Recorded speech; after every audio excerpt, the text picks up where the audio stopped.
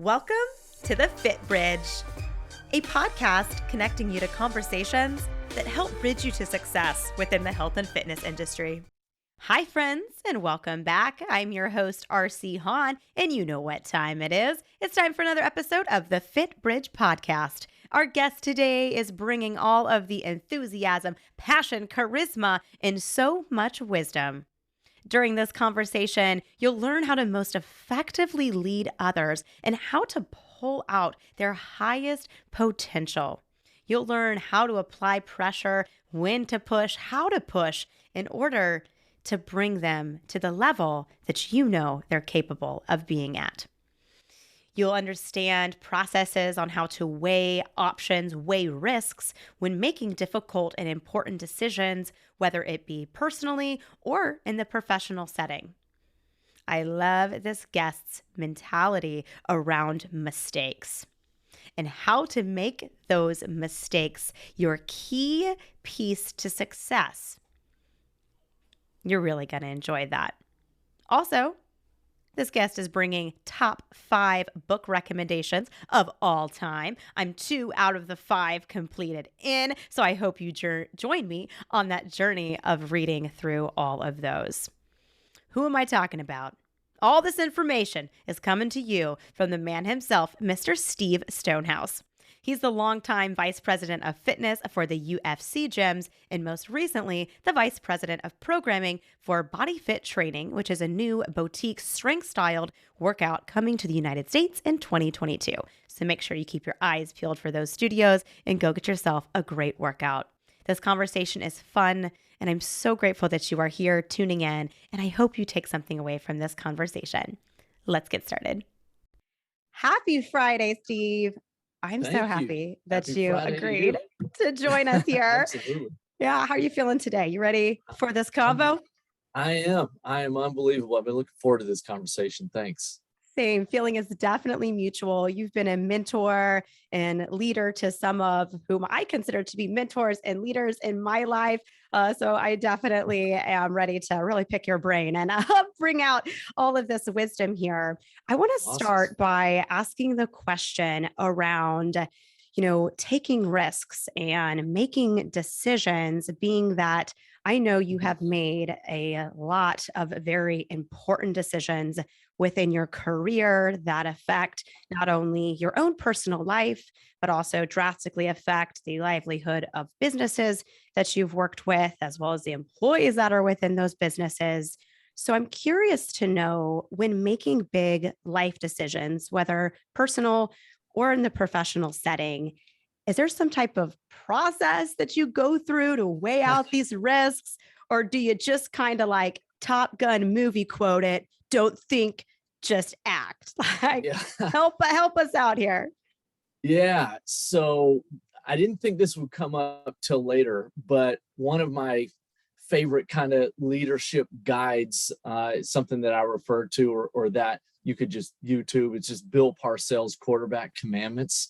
And I think it's more about leadership than commandments, but it's interesting that you use that expression at the end. Hey, do you just kind of make it on a whim or whatever? Well, one of the quarterback commandments, I believe it's number 6 specifically, he says, be the same guy every day, in condition, preparing to lead. A coach can't prepare you for every eventuality. Prepare yourself, and remember, impulse decisions usually equal mistakes.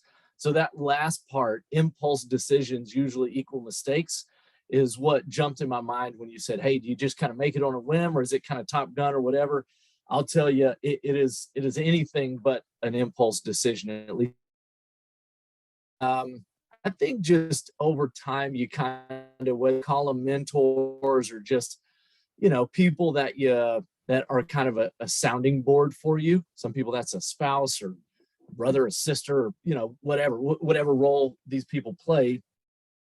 I think you have people that you kind of go to and you bounce ideas off of or whatever. So I think just being able to get other people's perspective is healthy sometimes. And that has worked for me.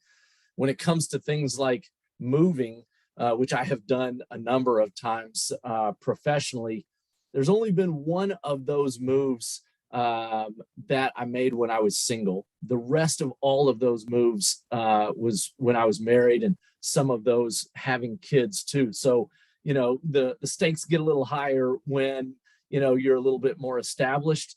You're single, you can go where you want to, do what you want to. And there's a certain amount of, oh, well, if it doesn't work, I can always, just kind of go do something else, or I just, the stakes, I guess is the best way. Like I said, the stakes aren't as high. So, in my experience, it was always something that I visited with my wife about, or the people that were close to me. But the North Star, if there was one of those outside of who I spoke with, any of the risk associated to that, I always kind of followed this first who, then what kind of approach, which is, hey, who do I know at this new opportunity? And how much do I believe in them? Am I going to be working for them, with them? Are they just with the company, but I'm not really going to have any direct, connection or day-to-day interaction with them or whatever? Are they just kind of, co-signing for the new brand and saying, hey, it's cool, I like it, maybe you'll like it too?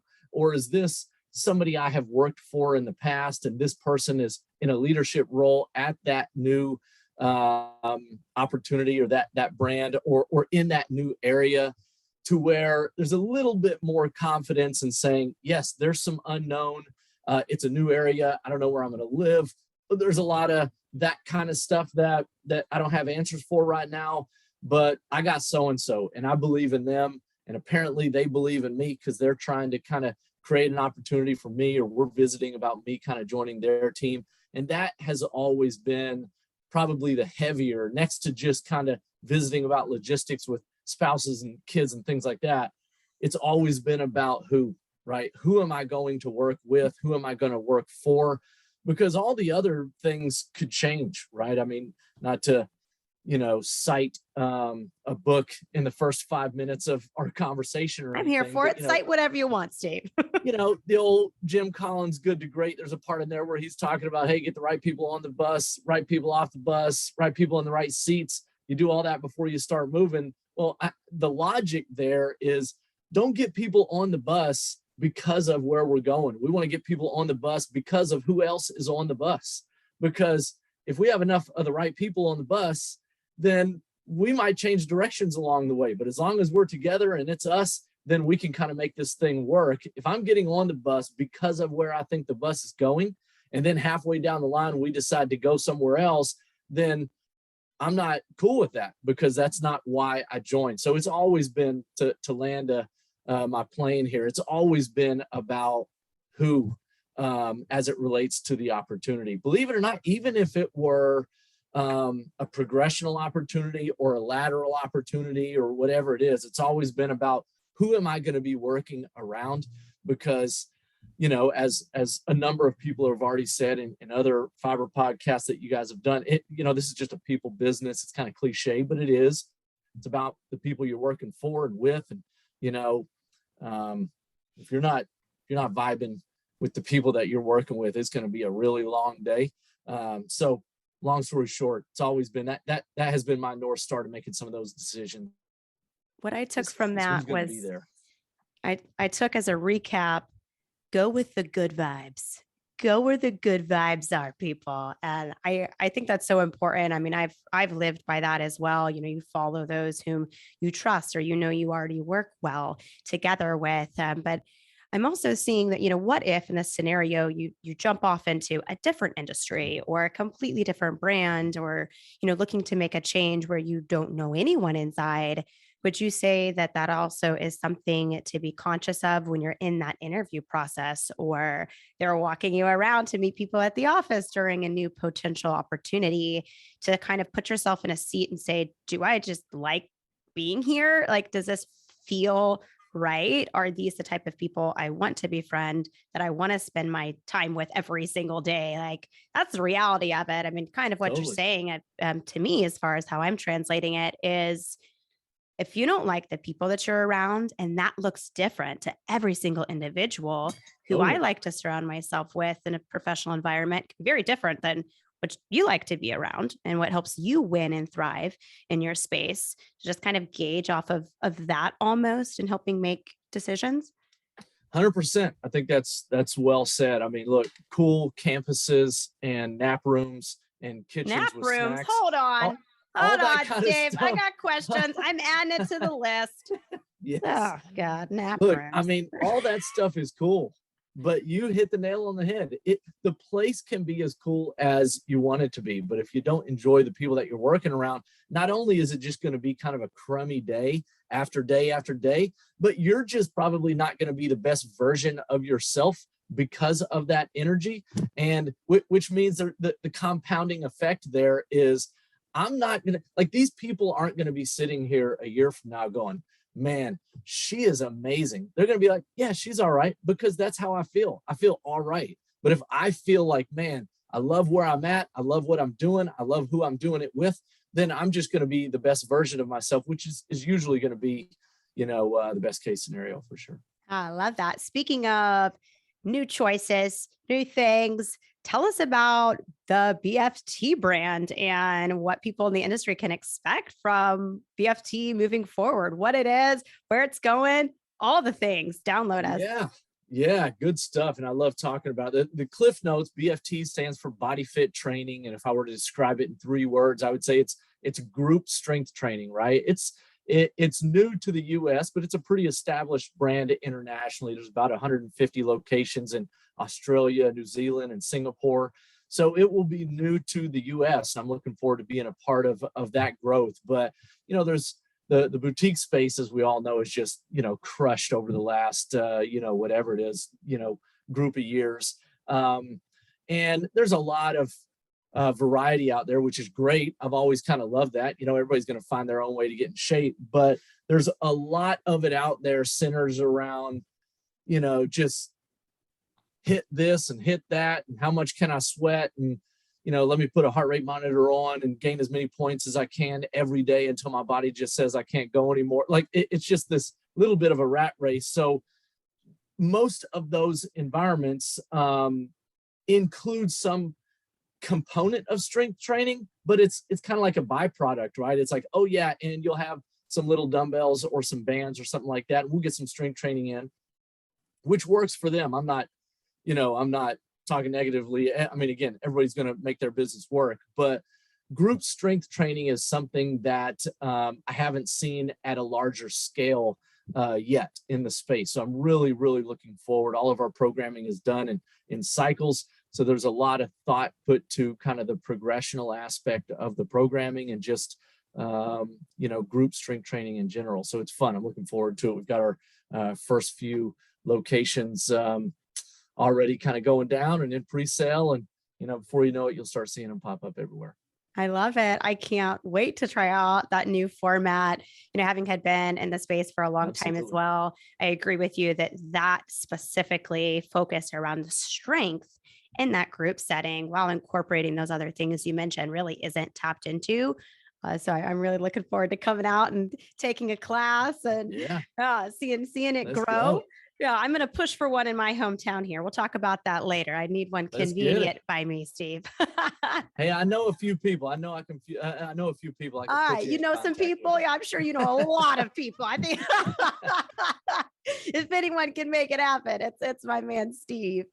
Well, I know you're going to be an incredible leader to build this, new brand, this BFT, up to the caliber that it is capable of being, and leading all of those individuals inside those locations to do so within leadership. Are there like misconceptions or common things that you've experienced in your tenure that are misunderstood around or about leadership?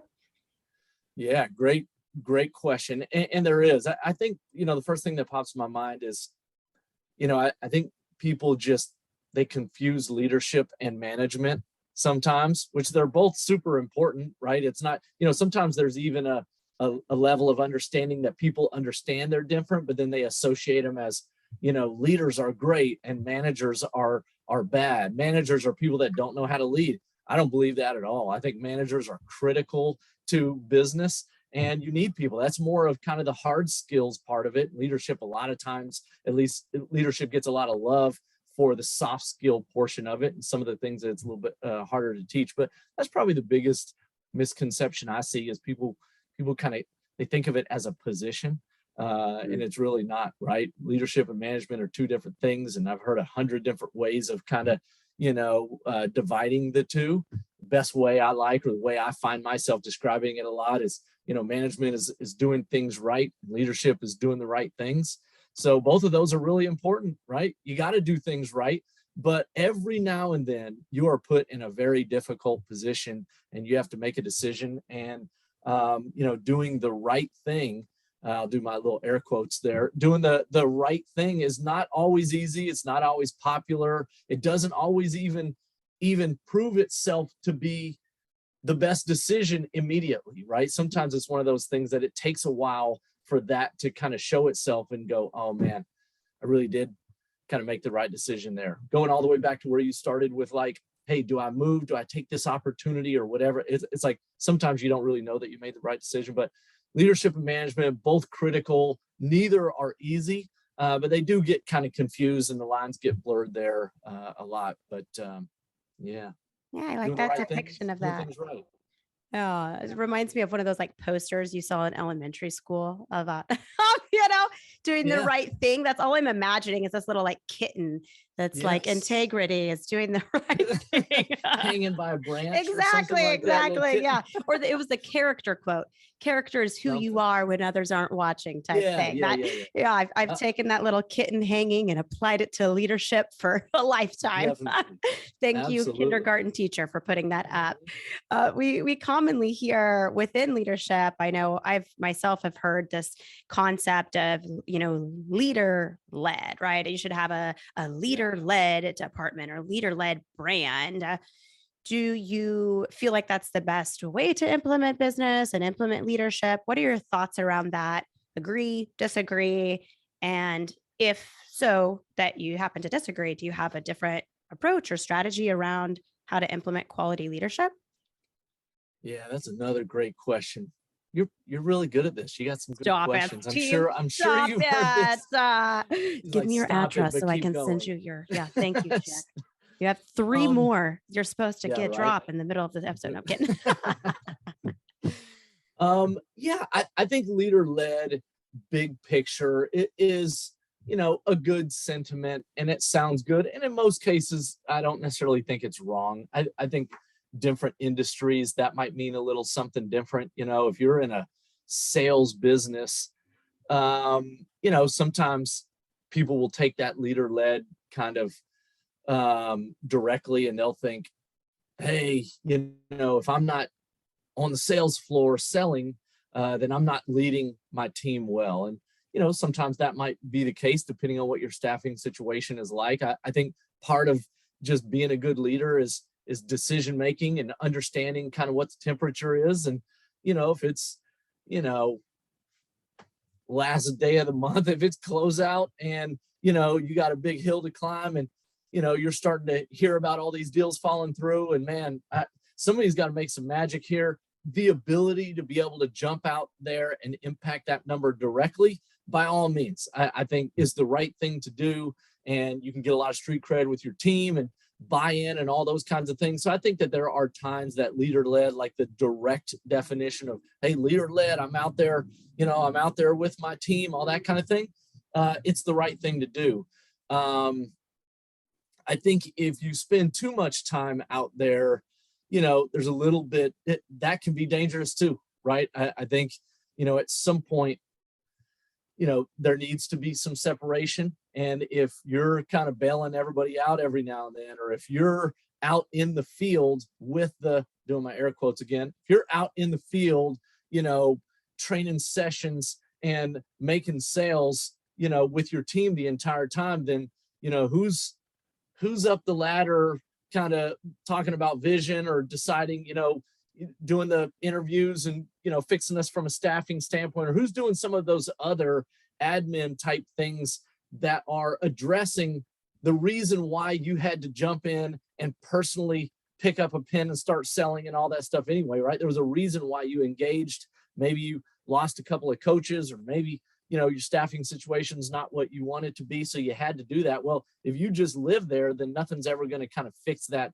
original problem of why you had to kind of over engage. So I think it's an interesting conversation. I think every situation's a little different, but I do think the ability to be able to engage when your team needs you to and to be out there with your team is critical.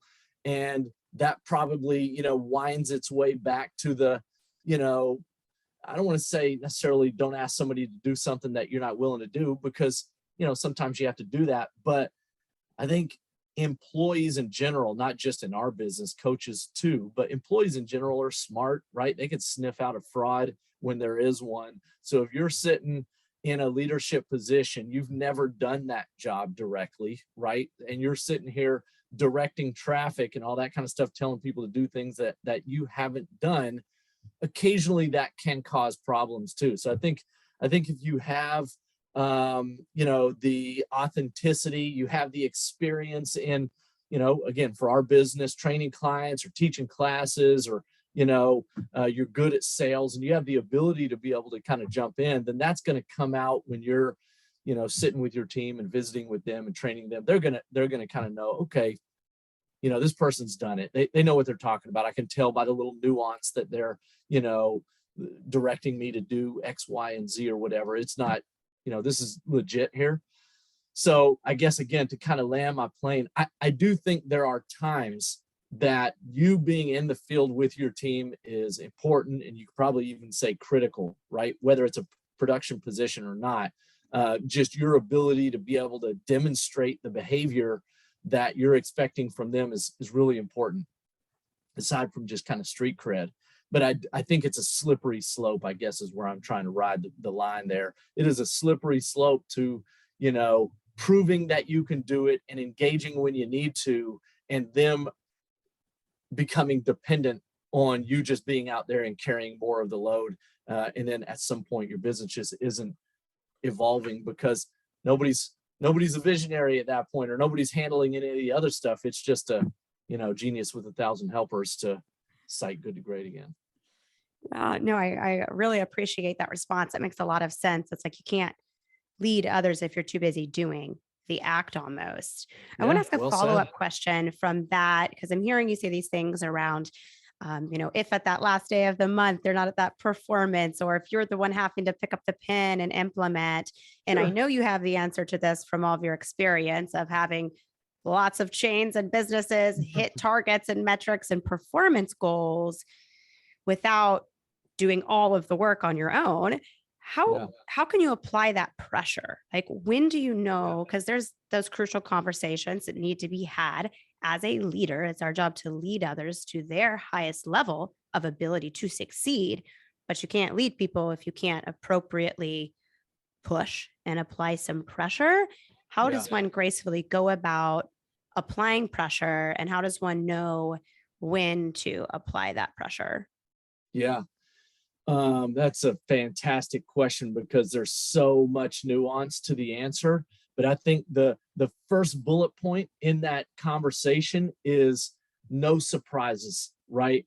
If it's a pressure, not even pressure filled, if it's an environment that some people may perceive to be pressure filled, or pressure exists at any level, then on the interview, you need to visit with this candidate about the idea that at times there might be pressure. Ask them, hey, how do you deal with stressful situations? How do you like to be pushed? Hey, how important is it for you to be number one? Hey, what are, give me a couple of, buttons that previous leaders have used with you to get the best out of you.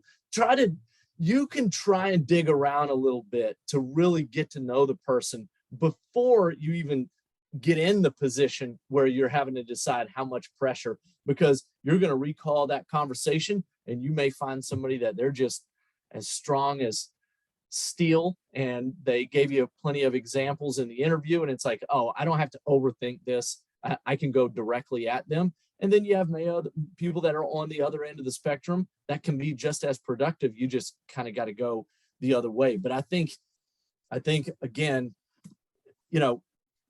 if it's a pressure-filled environment and you're visiting with your team about how the pressure feels, it almost, even if you're saying the exact same thing you said in an interview, if you didn't say it in the interview, and maybe a few of your team members are talking about, man, it kind of, stress levels kind of high around closeout, whatever it is, and you give them a very intelligent explanation on why, even if that is as eloquent as it could be, it sounds defensive. It's coming from a place of you trying to defend yourself and the environment and why it's like that and why it has to be like that sometimes, versus if you play offense a little bit on the interview, I'll tell you how it's going to be at times.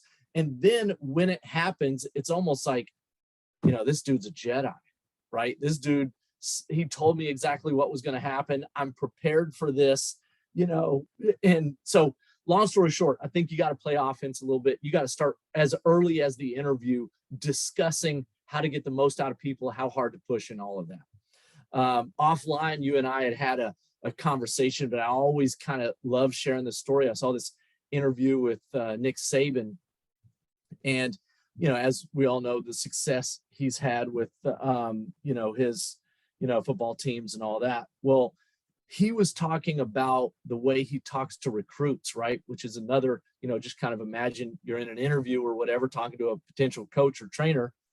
So he's talking about people that are potentially coming to play at Alabama.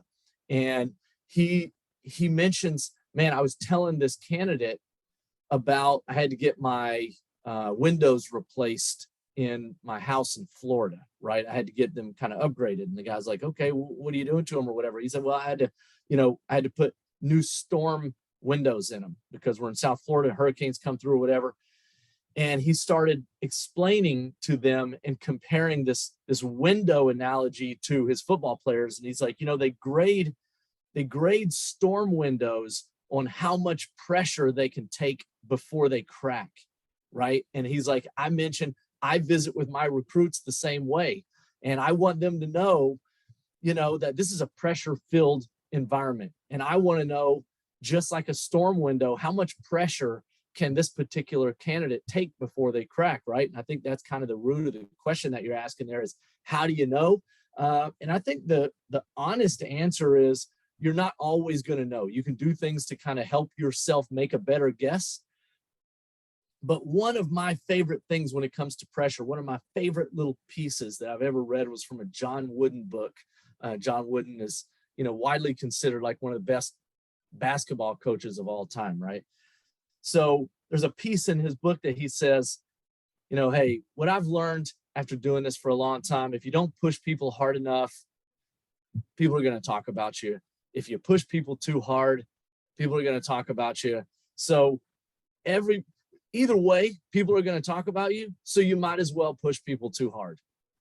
Like, it's just one of those, if the worst thing people can say about you is that you just expected too much, you just pushed people too hard, I think there are a lot of worse things that people could say, right? So I'm not suggesting that you should be ruthless or disrespectful towards people. I do think that, like I said, hey, on an interview, tell them what it's going to be like. Ask how to get the best of them. Ask how they deal with stress so that there's at least an outlet for them.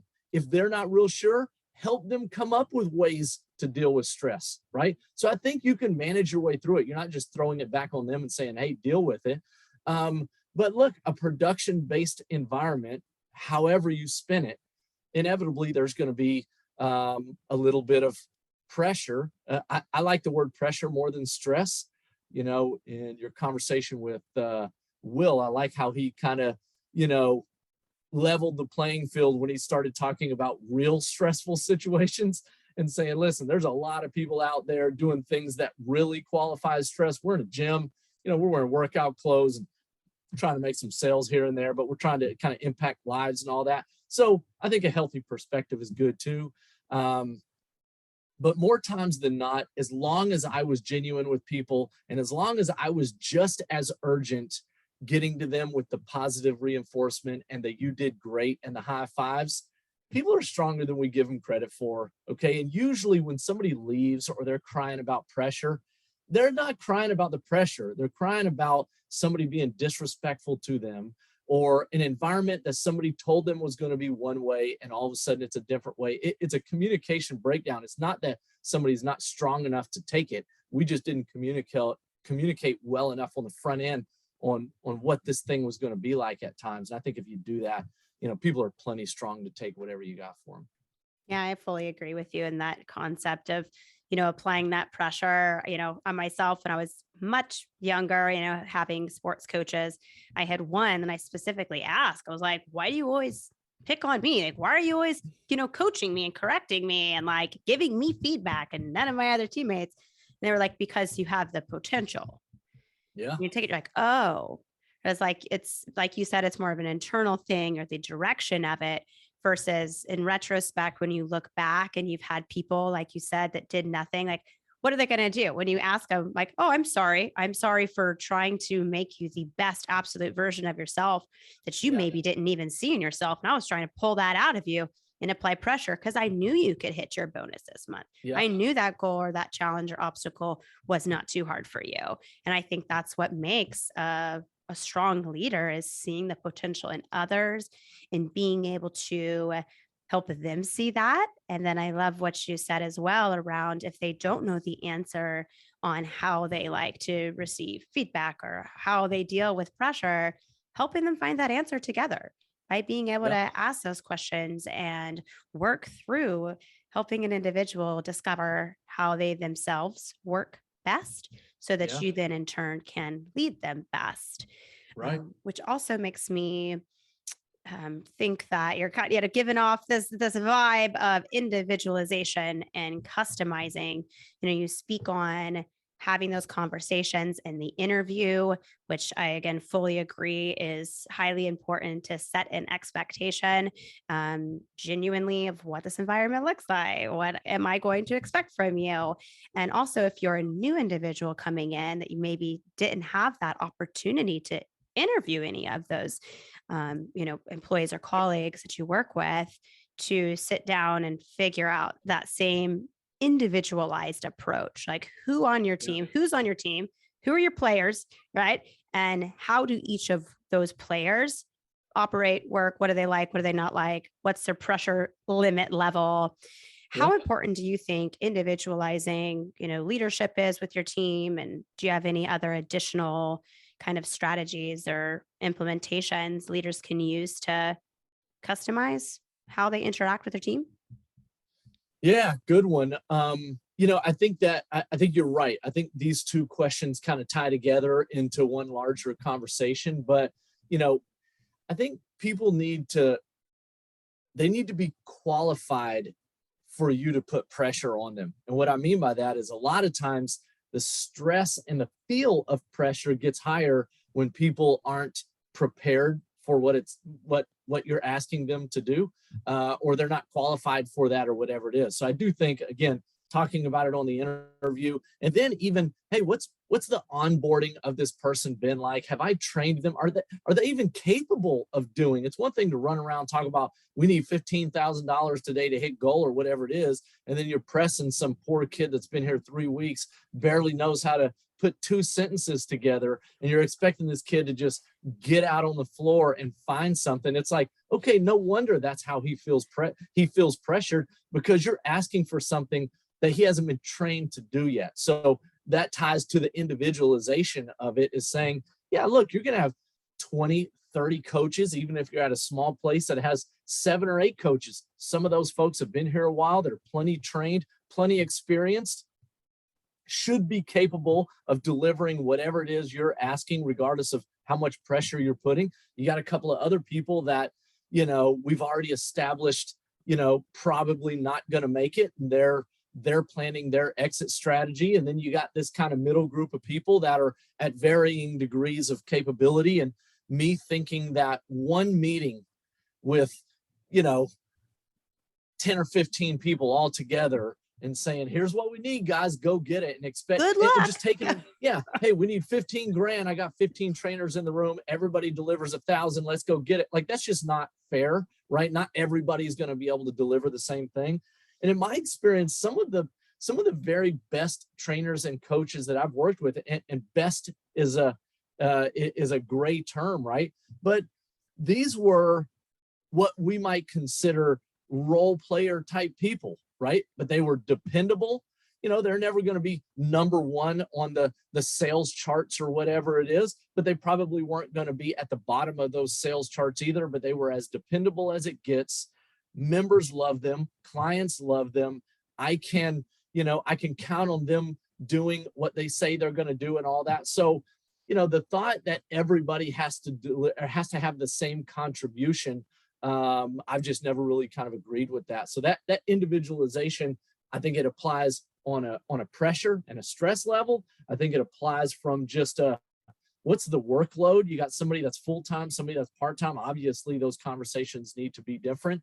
You've got people that have played sports at a high level and people that haven't. So different types of coaching typically, appeals differently to those. But I think you got so many kind of layers there. But I think that's why the good leaders that we've found, and good managers technically that we've kind of found through the years, that's why they're really good, is because they can treat everyone the same by treating them differently. They can be respectful of everyone. They can sit in a room with 3 coaches that have been here for years and be a little bit more candid with those people.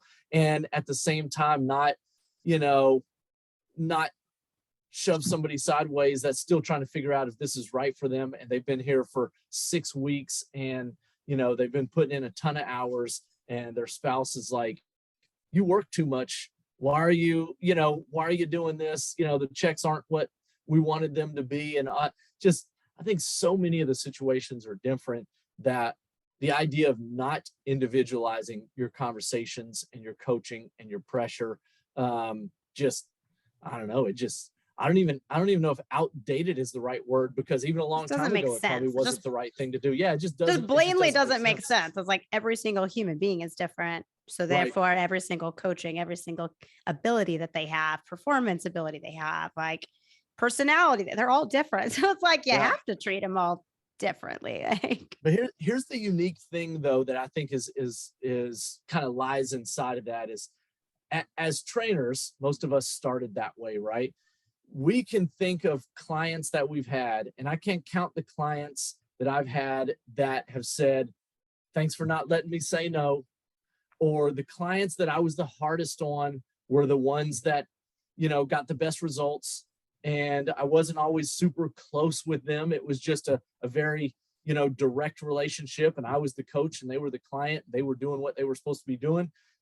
Those situations where we've kind of gotten as close to the line of, man, I might be crossing the line here on how hard I'm pushing. Those are always the people that get the best results and come back and say, thank you for not letting me say no. And I think that same dynamic exists with coaches. I've had coaches that I'm like, that dude is never coming back to work after that conversation I just had with them. You're like sitting there like, oh, I maybe should have held back a little bit. But those are always the people that came back and said, man, I'll never forget this conversation we had. Like, thank you for being, that's why that whole, hey, either way, people are going to talk about you, so you might as well push people too hard. More times than not, the closest I've gotten to pushing people too hard is when the best results came and when people appreciated it the most, right? Yes, in the meantime, they might be like, man, what a jerk. Right. But after they've had a chance to process, or they've gotten their paycheck and they've been like, man, I really am making a lot more now, or whatever it is, their perspective kind of sinks in a little bit too. So I always tend to lean towards pushing a little too hard and knowing that, look, will there be casualties with that philosophy? Yes, there will. But those people, I believe, they would have been casualties anyway.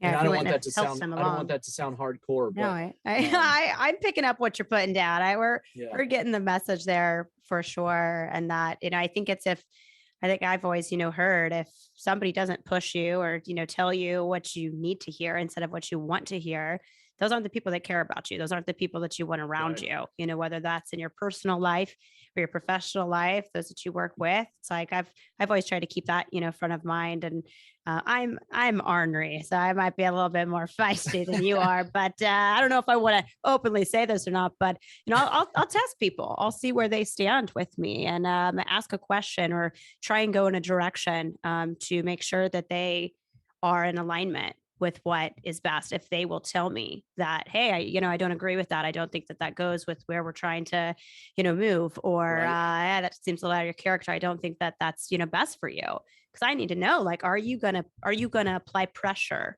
to me? Do you Right. care? And I think I would just hope that whether you're on the leadership side listening to this, is the best way to show your team that you care is to apply a little bit of pressure. And if you're on the Yep. recipient's end and you feel right now that someone is applying pressure on you, know that there's a 99% chance they're doing it because they care for Yep. your best outcome. So, The $1 million expression there is no surprises. Even if I didn't hire those people and get to talk to them on an interview, if I'm a fitness manager, I go to a new studio or a new club, part of the early conversation is going to be, hey, let's reset expectations. I don't want any surprises here. I want you to understand how I'm going to communicate with you, what my expectations are going to be. There's a difference between participation and contribution, right? Rule number one is everybody contributes. I mean, you can have that conversation, whether it be in an interview or when you first got there. Either way, you're 100% right. As long as I've told you, no surprises, right? Here's what you can expect from me, then you can get away with a lot. yeah, it's like that setting expectation as well. You were speaking about working with clients directly. If you're on the coach's side, if since they were paying us technically, when I was training, I always told people, and I would remind them in the middle of their session as many times they need to be reminded, because I told them when they signed that, Right. 36 pack, of training. I said, yeah, at the end of the day, you pay me and I am your trainer first Yep. and your friend second. I am so Yep. your friend, but first I am your trainer. Because Of there are, course. everyone has the different, they want to talk. I want to hear about your family. I want to hear about every single detail of your weekend. Genuinely, I do. And I do care. And I am your friend. And I want to build a relationship for whatever Right. depth you would like that to be. But you also are paying me money. And it is my moral obligation to say, hey, our Sure. rest time's over. Or, Yeah. I'm going to push you. I'm your friend. I went to your baby shower last weekend and we were hanging out, right? I went to the bar with you. We were drinking.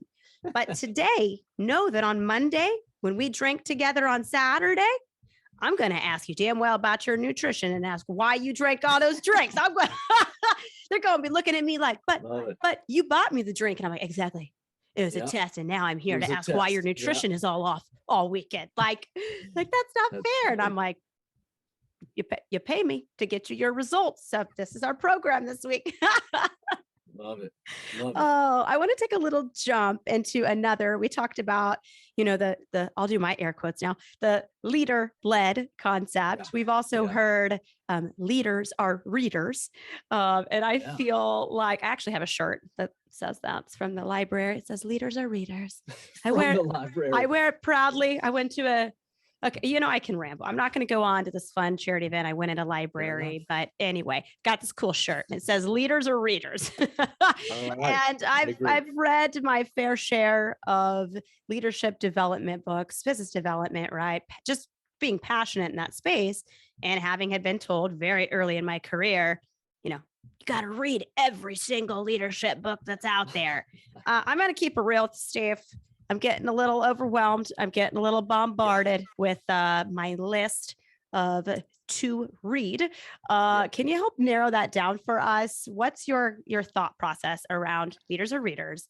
And then if there's only 5, okay, I'm only going to give you 5, no more, Okay. maybe less if you want, but no more than 5 books that you would recommend that are must reads, so we can condense this leadership list book down a little bit. So I get a little bit of an asterisk because you mentioned one already. So I'm not going to count it towards my 5. It doesn't count towards my 5. It's on your list.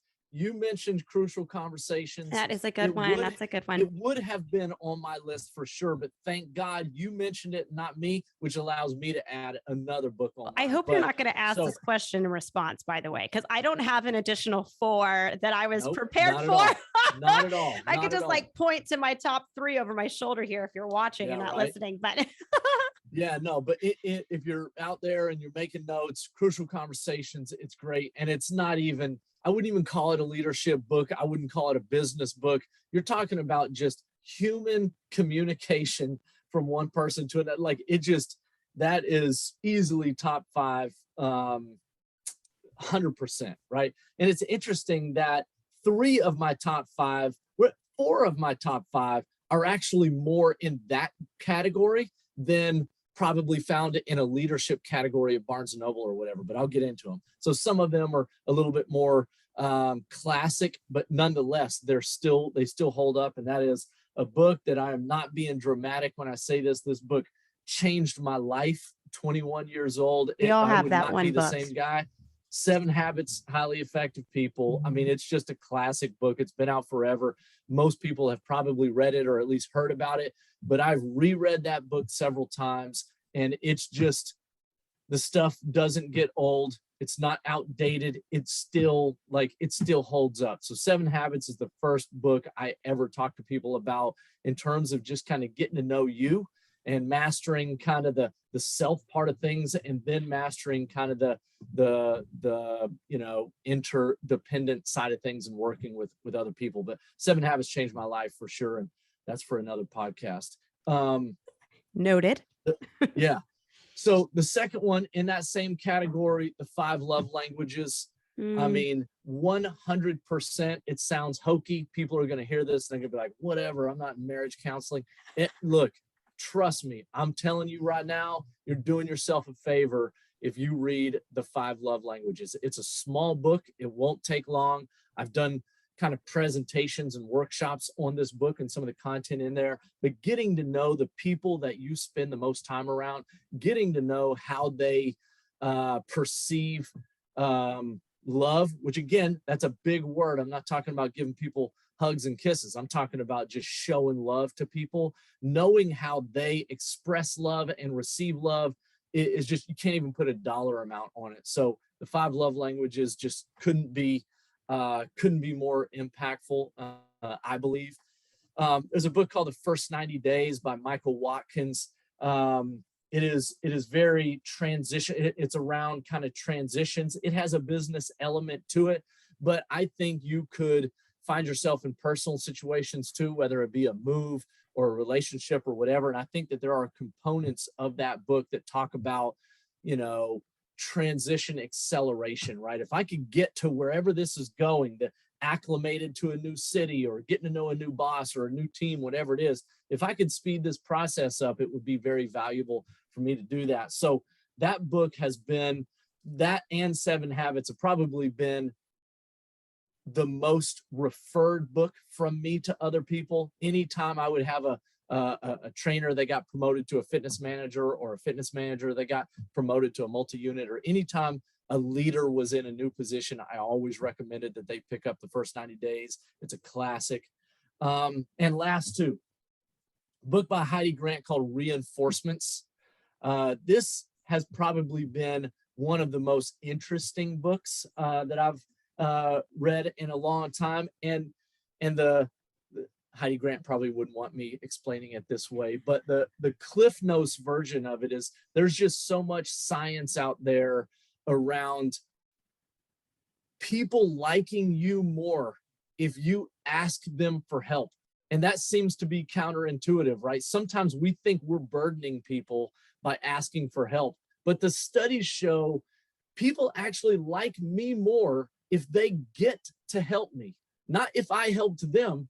If I allow them to help me, if I ask them for help, their approval rating, for lack of a better term, on me is going to be higher. They're going to score me higher on all these different scales. They're going to like me more if I asked them for help. So Reinforcements is a great one. If you're out there, a new manager or a new personal trainer, whatever position, and you think that you got to have all the answers and you feel bad sticking your hand up and say, hey, I could use a little bit of help. This book, Reinforcements, has been really, really good in terms of just the value in the relationships that you have and your ability to be able to ask for help. So that's a good one. Last but not least is probably the most recent one I read, and it's by Chris Voss, and it's called Never Split the Difference. Chris Voss is a FBI hostage negotiator, and it's just, he's got a master's class thing as well.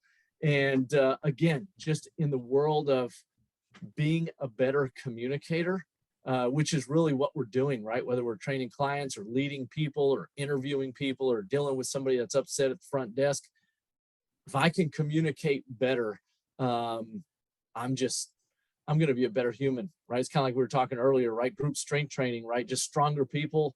It sounds funny, but I forget where I saw this, but just stronger people are harder to kill, right? It's just very valuable to be strong, right? Well, I think better communicators, there's just so much value in that. So long story short, Chris Voss would be the last one. Never split the difference. You won't be sorry. Any of those five, all those five, get on them. I agree with you though. There is a tipping point where at some point you've kind of got your fill of, okay, I get it. Don't be a shithead to people. Be nice to people. I get it. That's a quote. That's what I'm pulling out from this episode, by the way. I mean, a lot of them, there's themes, right? And I've been right there too with saying, okay, I need a little bit of a break. So just something you didn't ask, but I'll share it anyway. An exercise that I found to be super helpful is I'll never read more than one like leadership, business, or like communication book.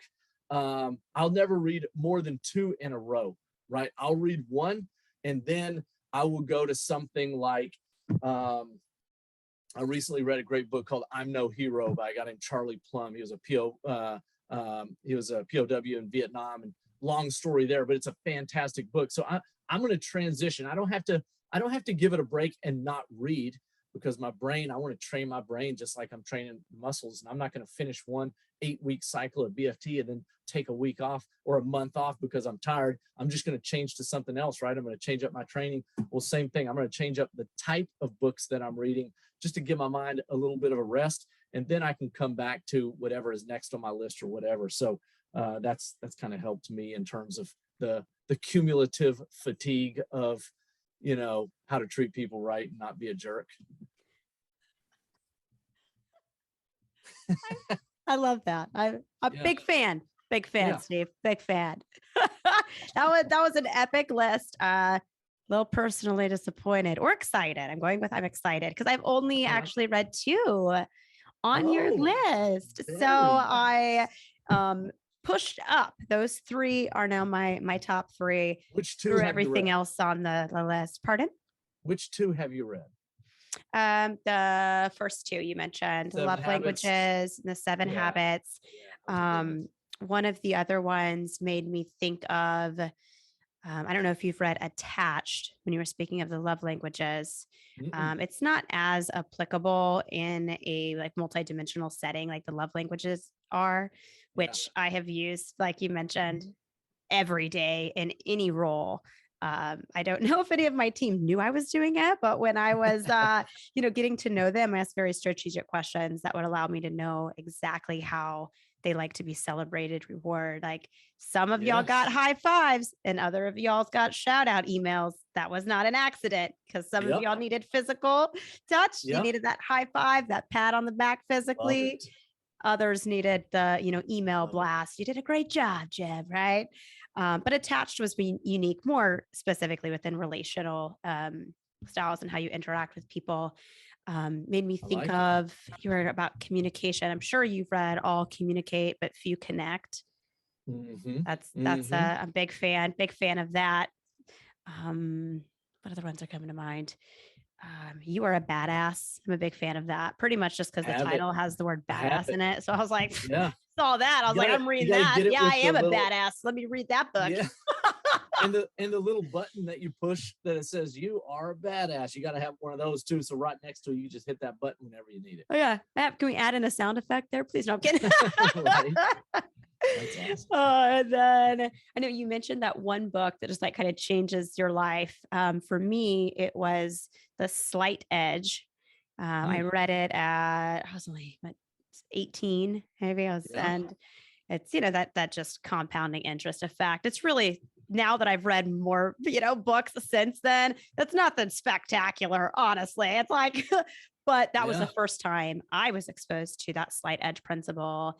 And I remember thinking, okay, this breaks this down tangibly. If I do something just 1 hour a day, right? 30 minutes a day. And I remember vividly sitting, I was I was just so freaking broke. I had just moved to LA. I was 18. I'm trying to make, a life of any sort. And I started training, and I broke down the hours and the time and the sessions that I had to service until I became what would be considered an expert in my Oh, field, in my yeah. craft.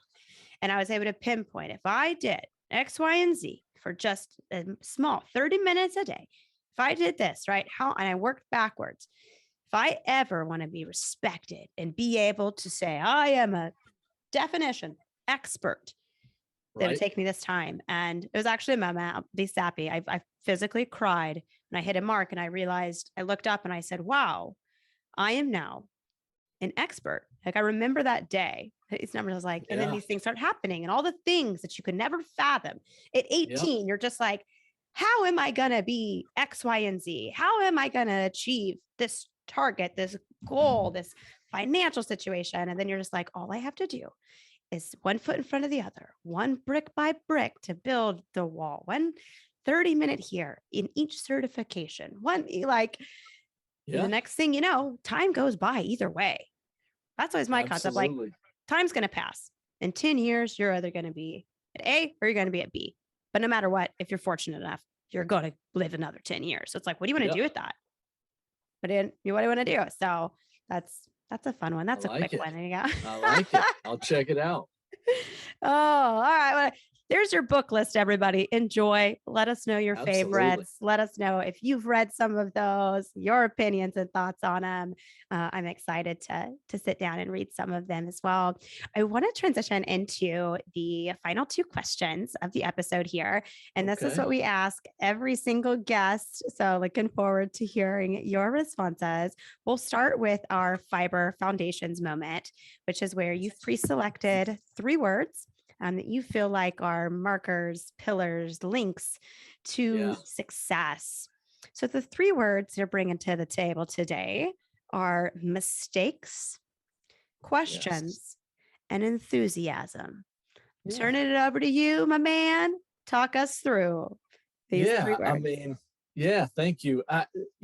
This list was pretty easy for me for a few reasons. I'm going to do my best not to ramble. So you might, at any point, if you want to Oh, I throw some love rambling. Oscar Let us have music, it. throw some Oscar music on. If I got to start wrapping it up, I definitely will. I'll But just mute your mic. yeah, so this could have been, this could have been a 1-word list, and it was just the word mistakes. What's interesting is, having listened to several of the other fiber podcasts, and I'm sure just other podcasts in general, this word has come up a lot, not necessarily on people's list of 3, but the word seems to come up a lot, if not every time, when people are just talking about their journey, right? And I think that in and of itself should be a very powerful thing for younger, newer fitness professionals right now, because if you're not, if you haven't been in a situation or in environments where it was safe to make mistakes, you might really beat yourself up for that. But nobody gets out of this thing without some scars and some broken bones, right? And usually it's the people with the most scars and the most broken bones are the ones that had the best time. And I think that the scars and broken bones for us are all the mistakes, right? If you got out of this thing, I spent about 10 years with the UFC, and a UFC fighter, Matt Hughes, I used to love, he always used to say, listen, you've been doing this for any length of time. If you're undefeated, you're fighting the wrong people, right? It's just not the way this thing is supposed to go.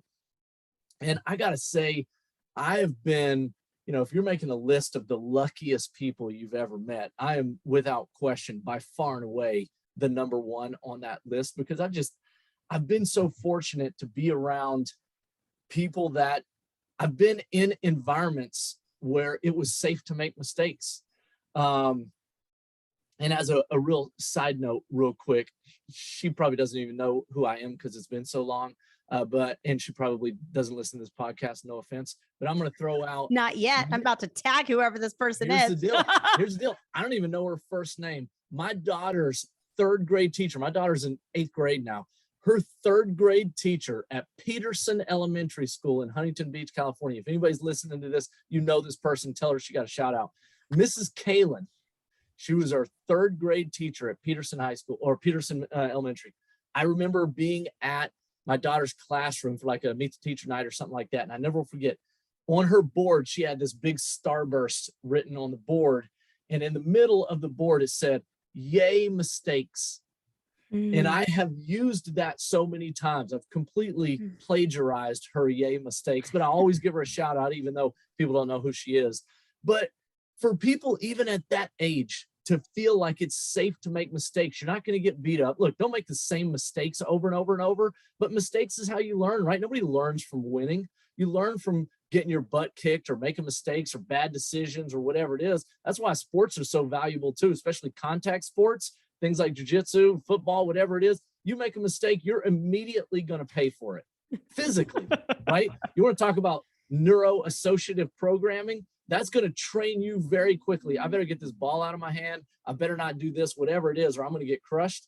Whatever, just I've been so lucky to, from a kid, and the grace that my parents showed me and patience as I was making mistakes. Got an older brother, shout out Scott Stonehouse.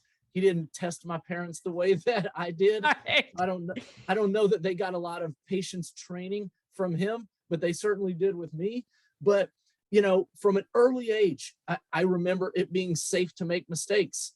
And then moving into sports, the same thing. Moving into early days of being a personal trainer and being a fitness manager and a district manager, and having the mentors and the leadership group that I was surrounded by. I've been just so many people, and it's not just leaders allowing you to make mistakes. Your team has to allow you to make mistakes too. There's plenty of people that if you don't have enough street cred, you screw up, they're going to judge you. They're going to leave. They're going to ask to transfer to another studio. They're going to start shit talking every other trainer. Before you know it, you lost the team, whatever it is. I've been so fortunate to be around groups of people, regardless of what titles they had, that allowed me to make mistakes. And through those mistakes, I've just been able to grow, 10 times more than I would have without it. Right. And I think that's ironically, I work my way into, or I find myself just like you in this fitness space. But if you think about it, the unique thing about the fitness space, right, from being a trainer to a fitness manager, multi-unit manager, ultimately, however high up you go, our business has a built-in like do-over. Okay. Most fitness managers that I've ever known, general managers, whatever, by the time you're a few years into that position, you have been at several locations, right? I don't know too many fitness managers or GMs that got promoted at one location and they were there forever, right? That you always, okay, I get to open a new studio, or I get to open a new gym, or, I'm not doing well and I got to go to a smaller gym, whatever it is. Our business, you have these built-in do-overs where you always get to restart, and I'm not going to make that mistake again. So I think just the collision of me feeling comfortable in making mistakes with being in a business that almost played towards the constant reset button whenever you would go to a new studio, it allowed me to kind of sharpen the saw, if you will, a little Seven Habits reference, and just continue to try and grow as much as I can, make mistakes and don't make the same mistakes twice and all that. So long story short, I try and teach that to my kids. Yay, mistakes, Mrs. Kalen. Thank you to all the people that have been around me and as patient as they've been with me. But I just don't know how you do this without screwing up a lot. And you just have to know that going in. And that's what I always kind of tell, trainers when they're first starting, or fitness managers when they're just getting promoted or whatever. Look, you're not going to be perfect. I don't expect you to be perfect. Don't make the same mistakes twice. I always used to have a coach that would say, hey, don't make a bad play worse, right? So just learn from them, but let's go make new mistakes as much as possible. So I'm going to get off my mistakes soapbox. That was a little longer than I planned on it. But again, I want to shout out just how I recognize that I just kind of wouldn't be where I am if it weren't for people allowing me to screw up a lot. I think that's Yeah. huge. Yeah, I think that's a big, so many little nuggets I want to incorporate there. Yeah. First one being, I think I might name the title of this episode, Yay Mistakes. Yay mistakes. We don't know if that's going to happen. I guess by the time y'all are listening to this, we'll see if that ended up as a title or not. Yeah. But 100%, I think that is so true. And I'm glad you got on the soapbox because it's a beautiful reminder for those of whom are living through maybe a thing that they feel like is a mistake right now that, no, it's all right. Dust it off, figure it out. There's no mistakes, just lessons. Don't do it again. It's cool. It happens. Like, great. Yay, mistake. Well, you learned you got a new badge of, hey, I know not to do this now. Like, for sure. But kind of reel that back to the very first question when you were like, hey, how do you know if you made the right decision on a move or an opportunity? Yay, mistakes, right? It's one of those things that it's just, you don't know. You just make it the right one and you just kind of keep moving, right? So sorry that took so long. I love it. Keep making mistakes, guys, and keep allowing your team to make mistakes, be an open space. 100%. I think within that too, though, within mistakes, I will say you have to be able to acknowledge when you made a mistake. Oh, 100% is a big piece of it. Or you miss out on the opportunity to learn and be better. If you can't, put your ego is the enemy. Another great book drop there. Put your ego aside. I messed up. And again, asking for that help. What can I do? How can I do it differently? So own up to your mistakes so that you can learn from them. I got questions.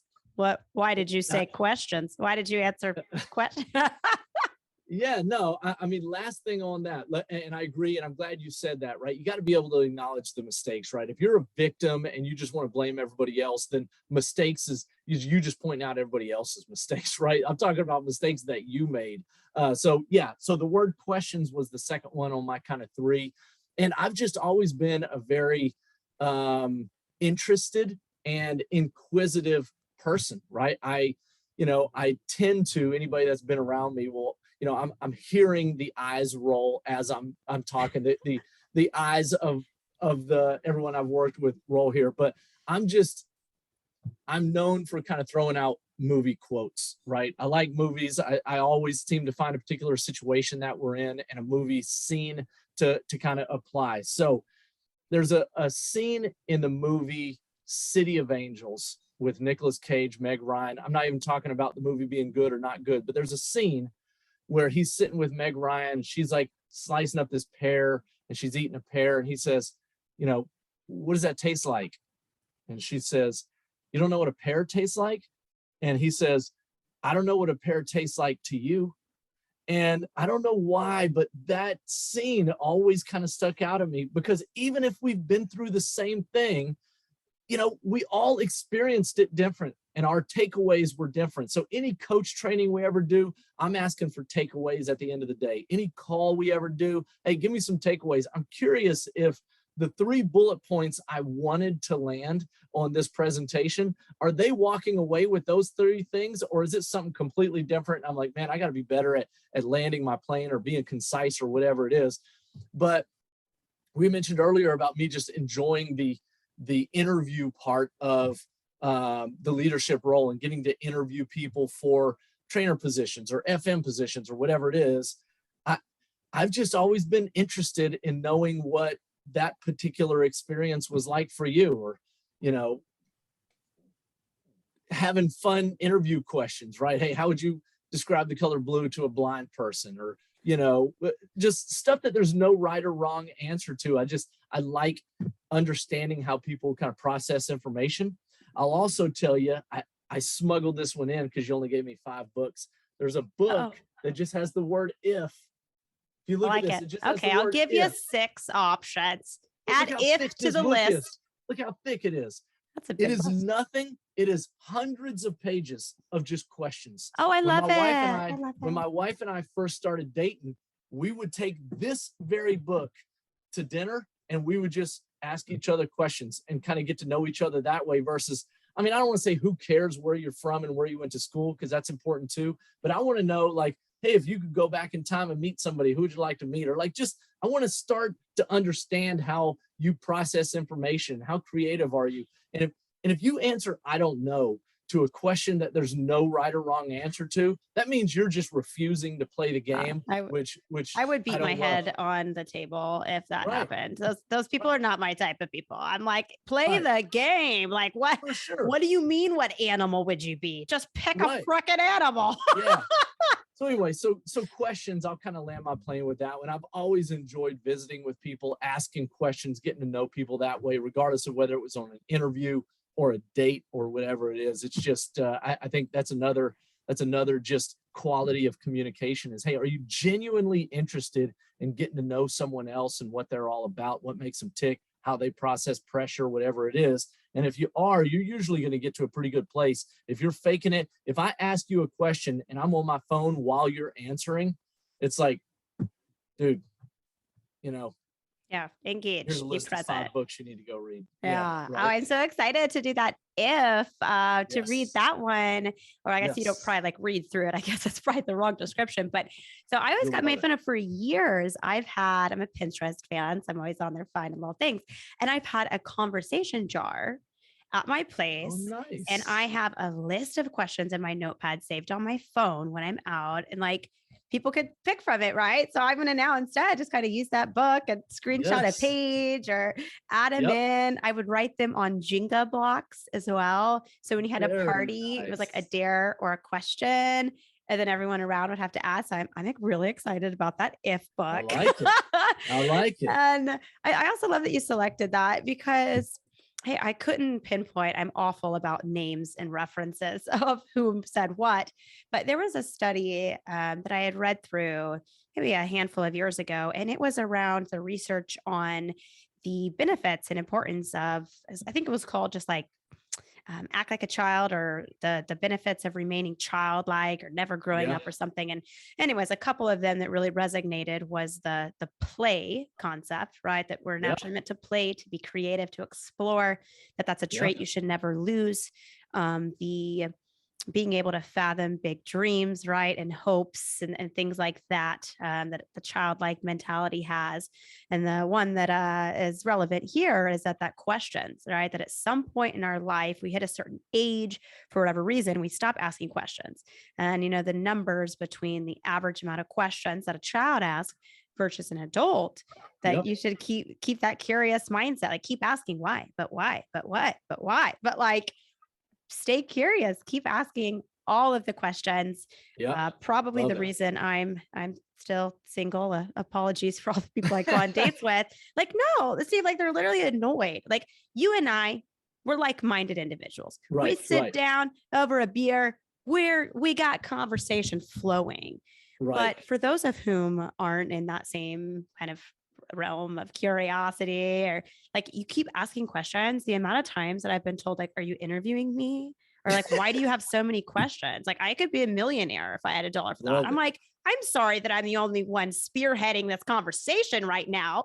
I'm sorry, I'm asking questions to get to know this person sitting across from me that I have no idea who you are. Like, I'm not here for the food and the drink, man. I can get that at home. Like, tell me about you. What?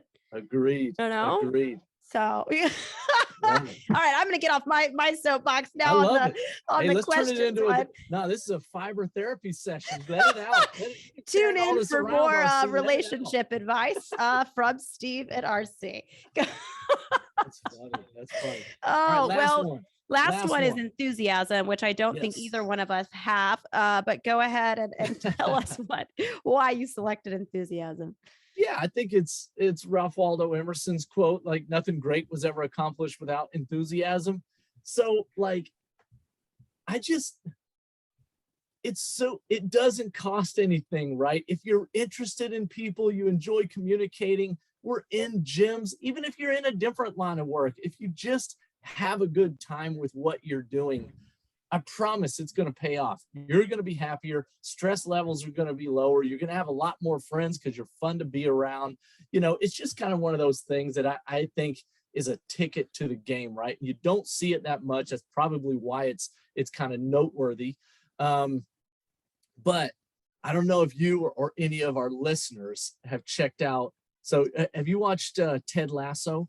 You know who that is? That sounds really. So it's on Apple Music. Okay, it's Jason Sudeikis. They've done two seasons now. Okay, so I hadn't even heard of it until maybe 6 months ago, but I started getting, and this wasn't just one person. I started getting multiple text messages from people over the last 20 plus years that have said, dude, have you seen Ted Lasso? It's basically a story about you.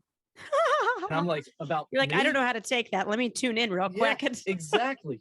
And so after enough messages, I was like, okay, let me check this out. And look, the guy's enthusiasm, okay, he's a little quirky, which who knows, maybe that's what people are saying is, whether it's like me or not. I think there's a guy that is just so enthusiastic about what he's doing. He's not overly concerned with what other people think. He doesn't take himself too seriously. It's almost kind of one of those ignorance is bliss kind of thing, which I fully believe in that statement.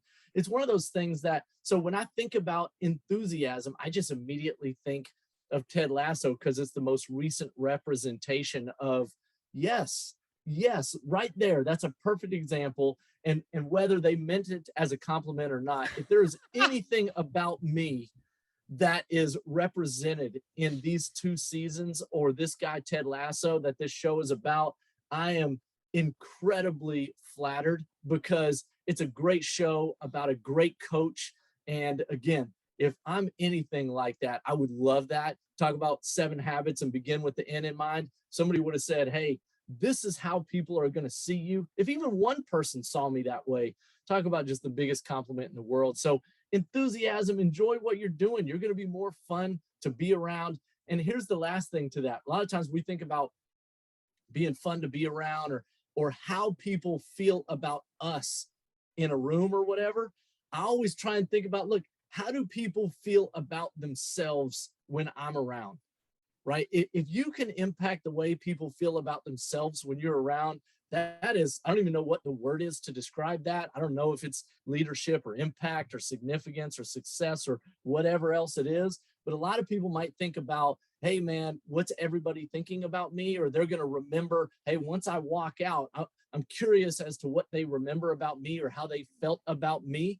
I would be more interested to know, man, how do these people feel about themselves when I was around? I would love to visit with, fitness managers that I worked with, or trainers that I worked with, or, anybody really, regardless of what the positions. And I'd be curious to know, like, hey, how did you feel better about yourself? Did you feel empowered? Did you feel like you could conquer the world? Or how did you feel about yourself when you were working with Steve? And I think that's probably one of the ultimate measurements. So I'm not sure what that answer would be, but I'd be curious to know. Yeah, God, I love that response and that you said that. It goes back to that, quote of people won't remember what you said or what you did. They'll remember how you made them feel, Yeah. kind of leading in that way.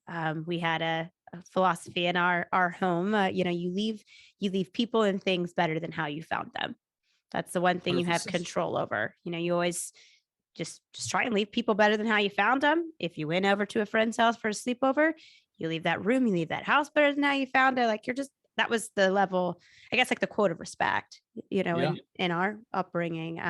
So I love that you brought that reminder to the table, and it's challenging, in a overwhelming, anxious, prone space that we live in nowadays, to turn that mirror to ourselves and say, do they like me? And how do I feel in this room? But to really kind of turn it around and say, how did I make others feel? How did my Yeah. presence and my words and my conversations and questions make everyone else in that room feel? I think would be, if people started applying that more, I think our world in general would drastically go in a more positive direction. So thank you Yeah. for that very powerful reminder.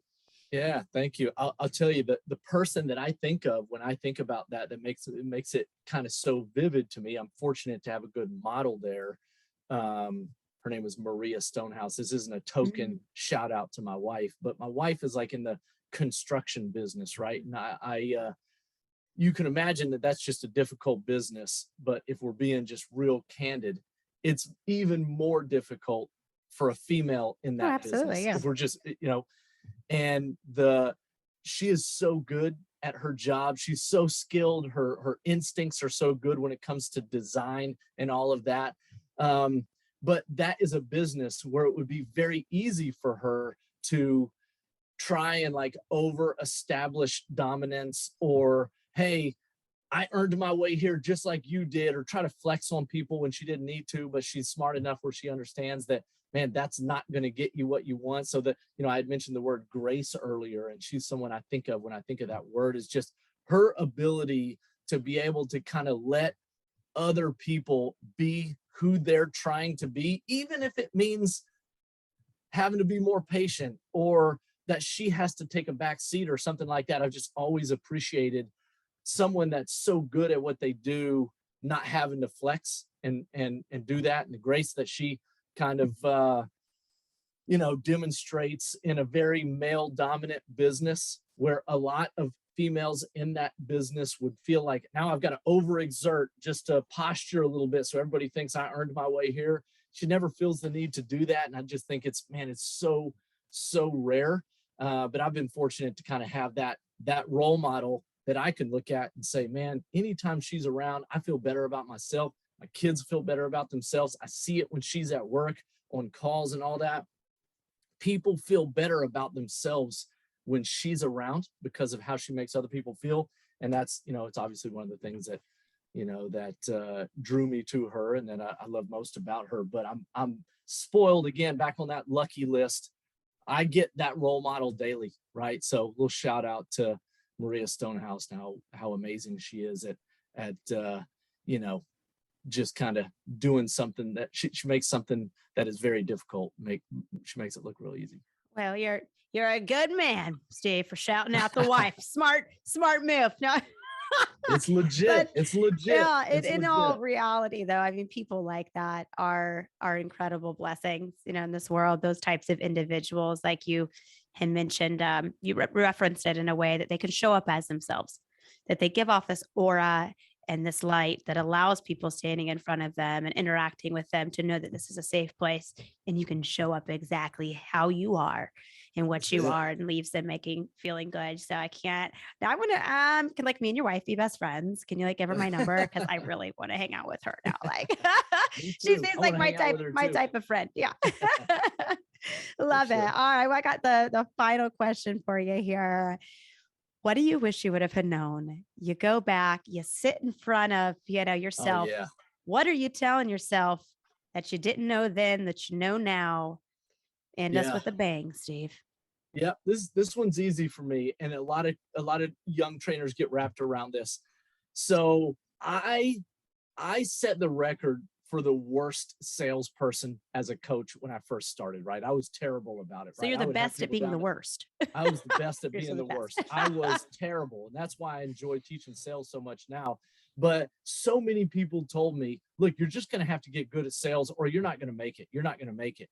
Well, that was kind of a little bit of like a log jam for me, because mentally I just couldn't embrace it. I should have, but I couldn't. And I was like, man, there's got to be a way to do this without sounding salesy. I gotta find another way. And everybody just told me there's not. You just got to do it. You got to reps, and you just got to do it. So everybody really forced this square peg into a round hole as much as they could. And I really didn't blow up or start having success in sales until I figured out a way to do it where I didn't feel salesy. So it was in fact possible to do it and be successful at it and not sound salesy. And I've enjoyed teaching that over the years, but I wish somebody would have told me early on, hey, you can totally do it without sounding salesy. And you can't do it without being in sales. You have to embrace the fact that you're in sales and you have to kind of just do that. But it is possible to do it without sounding salesy, because that would have saved me a few years.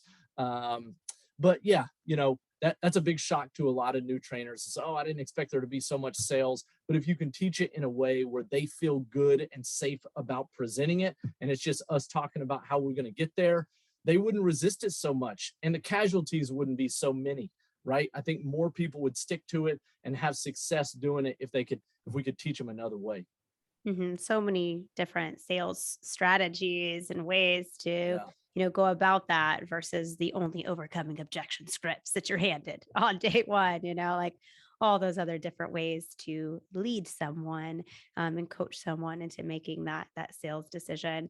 I know one that sticks out to me goes back to your enthusiasm word. Those last three letters, IASM, was a quote sales strategy I learned was enthusiasm is the biggest piece, because IASM stands for I am sold myself. So if you don't believe in what you're selling, right, how could anyone else, right? Yeah, I mean, I completely agree. All the thing, enthusiasm is critical. Again, I worked for a leader for a while that used to talk about the 4 E's, right? You talk about energy, your ability to energize others, right? You got to have a little bit of edge. You got to be able to execute. I think Jack Welch kind of came up with that originally, but some version of that's kind of been around for a little bit. But you're right. Your energy and your ability to energize others carries a lot of weight. So we don't always think about that with sales. But if you're enthusiastic, you're visiting with people. It's just you and I trying to figure out how we can get you feeling better and your low back pain away or whatever it is. Those types of conversations typically end up allowing that person to make a better decision. I mean, I don't want to get too far on a rant here, but this is one of the things I like talking about in sales so much is, look, a lot of the people we're dealing with are in the position they're in because they don't make good decisions, right? Whether you're talking about activity level or nutrition or whatever it is, their decision making got them into the position they're in. So the thought that you're just going to show some kind of sales sheet and all of a sudden they're going to start making really good decisions, it's just really not going to happen that way. So being enthusiastic, being approachable, visiting with them, letting them know that, hey, we are going to do this together. I got you. There's so many trainers out there that want to go, hey, here's the program that I'm going to make for you, and this is what you got to do. People are just, I think we underestimate, I'm totally out in left field, sorry, but we underestimate the desperation that people are in, right? They just want someone to own their problems, right? They just want somebody to say, hey, come with me. This is a Texas expression. Grab on a daddy's belt loop right here and he'll take care of you, right? Just somebody tell me that you're going to take care of me. Take me, lead me to where we got to go. Tell me what to do, how many times to do it, that kind of thing, and just help me get there. Rather than, I always used to laugh at trainers talking about how inconsistent or not committed their clients were at times. It's like, yeah, that's why they're paying you. Right. So that's your job I'm to hold them accountable. And yeah. Sorry, I'm way out in left field, but really enthusiasm in general, it's important. You got to just be able to have a conversation. My list of books there, I think 3 or 4 of those were just about communication. I'll tell you right now, before I recommended any kind of sales book at all, I would recommend reading one of those. Those books should be found in the sales department at Barnes & Noble or whatever it is. Because if I learn how to just communicate better with people, understand how somebody shows and receives love, dude, I'm going to have more sales than Absolutely. I know what to do. 1000% agree with you. All those soft skills in sales are not sales strategies at all. Right. I'll say it. I've said it before. I'll say it again. I'll say it till I'm blue in the face. We're in the relationship business, period. 100%. We work with people. We work with people's emotions and feelings that play into how we get them to do physical exercise. But you're dealing with a human being. If you don't understand relationships and how to build relationships with, like you said, the love languages, communication, right? All these things, you're going to fail. Yep. I'm sorry, put it out there how it is. But if you're a master at sales, the only reason you're a master at sales is because you mastered relationships, because you got to build the relationship before you even try and sell them on anything. And if you built the relationship, you didn't really sell them on anything. You just guided them as somebody that cares in that relationship on the best option for them. And then you maintain that relationship throughout the journey. Love it. Love it. Love it. Well, this has been an absolute pleasure. So much fun. Thank you for all of your time today and your wisdom and the book recommendations and everything that you poured out into this episode. I can't wait to come check out a BFD club soon. Mark my words. I'll be there. Go easy on me, man. Go easy. I will. Okay? I got one request before we wrap up. So the book of questions, the if book, don't buy it. I want that to be my present to you. I'm going to send you a copy. Oh, so excited. Thank you, Steve. Thank you. Absolutely. Oh man, y'all have been warned. I'm about this is your warning, everybody. I'm going to end on that. I might need to start a whole nother podcast just off of questions from that book. Oh my gosh, my creative mind is just over flooding right now. What have you done, Steve? You've That's created it. a monster. Go watch Ted Lasso too. Tell me what you think. Oh, we have so many homework assignments. I'm here for them Yeah, all. I love it. I know we'll connect again soon, Steve. Thanks so much. absolutely. Thanks, RC. See ya. Thanks for tuning in. If you enjoyed something from today's conversation, let us know by giving this episode a like, chatting in the comments, and sharing it with your friends. We always love to hear from you, so you can send email messages to podcast@fibr.fit and connect with us on Instagram @FitBridgePodcast for even more exclusive content. Special thanks to our friends at Winner Productions for all things audio and post edits. And on behalf of the entire staff here at Fiber, it's been my absolute pleasure helping bridge community to opportunity. Until next time, make sure you click that subscribe button for more episodes and go download the Fiber app today for all of your health and fitness industry needs.